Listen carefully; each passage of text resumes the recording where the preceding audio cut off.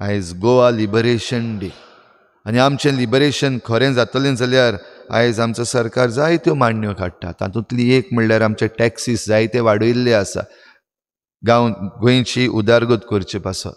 जाल्यार आयच्या दिसा खेरीत भाशेन संदेश घेवया. आमची उदारगत जावपाक आमचे टॅक्सीस वाडोवपाची गरज ना.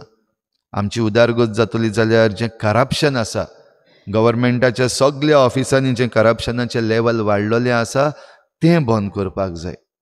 आयज बेकायदेशीर जे प्रकल्प येतात सारकें परमिशन नासतना एनवायरमेंटल क्लियरन्स नासतना ब्रायब्स दिवन तें बंद जावपाक जाय. आयज आमचो पुलीस फोर्स जो आमकां सुरक्षा दिवपाक आसा तो सारको मॅनिप्युलेट करून दवरलेलो आसा आमच्या आमदार मंत्र्यांनी, तें बंद जावपाक जाय. हेंच आमकां देणें दी म्हूण आमी बागेवन फ्रांसीस शावेराचे मजतीन जेजून शिकयल्ल्या प्रार्थनांतल्यान बापाक उलो मारून मागुया.